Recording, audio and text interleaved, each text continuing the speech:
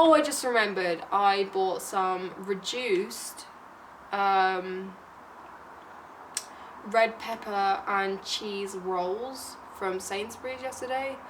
Oh, that's actually made my day. So I went out drinking with my work colleagues the other night. First time I've gone out drinking with them, which is a bit of a risky move because, you know, you work and you see them every single day.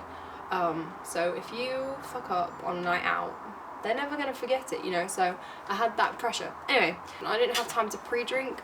I just come home from work and I wanted to eat as well, so didn't have time to pre-drink. So I thought I'll take a little bottle of Polish vodka that my brother brought back from Poland, that he gave to me. I thought I'd bring that out with me, so if I'm not drunk enough when I'm there, I can just add that to my drinks and get a little bit more drunk faster. So we're at the first pub and I have a double vodka and coke, which is good.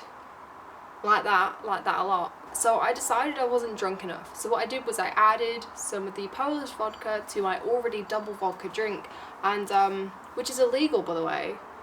Actually, no, it's not. It's only illegal if you serve a triple. I did that once when I worked behind a bar. Broke the law, didn't I? I don't know if you've ever had Polish vodka before, but it's a bit like lighter fluid.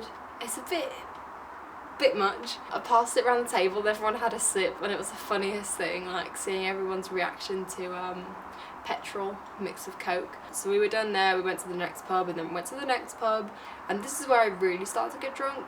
But the thing is, everybody is pissed out of their minds at this point, and I am not sure if I'm drunk or not, because when everyone around you is so pissed, it's very hard to differentiate, like if you're like that as well. You just can't tell. I don't forget anything when I drink, so I remember everything.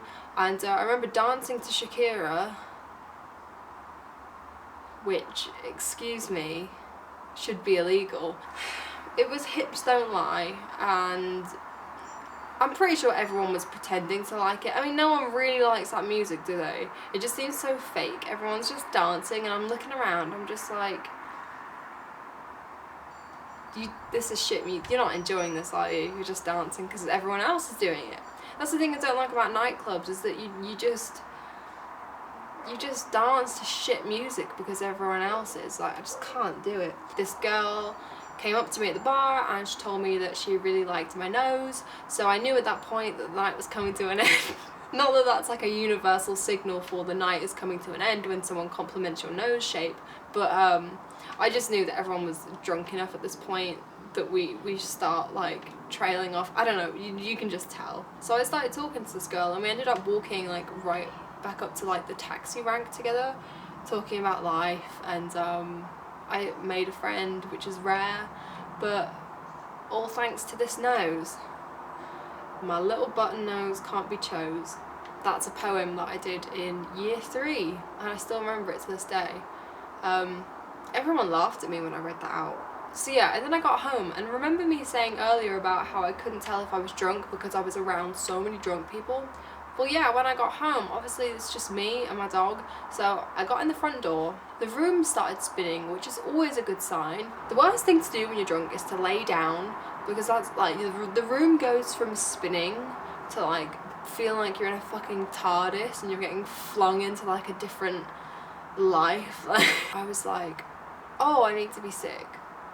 So I proceeded to chunder outside, and it was right there. So there's like a little foot mat there where you like wipe your feet when you walk in. So I lifted that up, chundered, put it back. Oh, I didn't tell you the best bit. I had work the next day.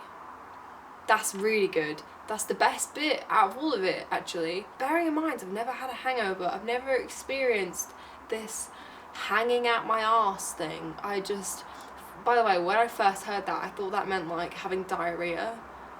When people on Facebook would write statuses like, good night last night, hanging out my arse. I was like, why are you telling the world you got the shit?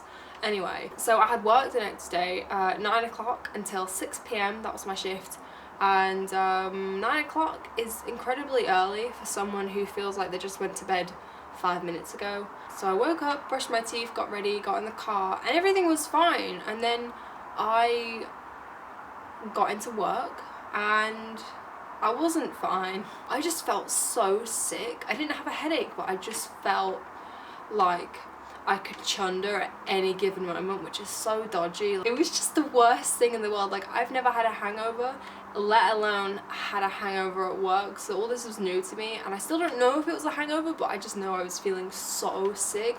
The thought of food, the thought of water made me feel sick, so I couldn't even like rehydrate myself because I just couldn't keep it down. Anyway, so I went up to the warehouse to get some like stock to bring down and put on the shelves. There was loads of like juices on a pallet, like, you know, those big pallets that they put them on.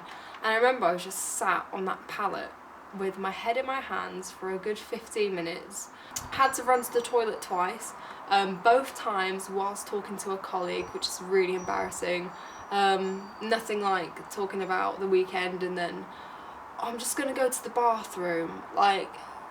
And I wasn't even sick either. That's a lie. I threw up some orange juice.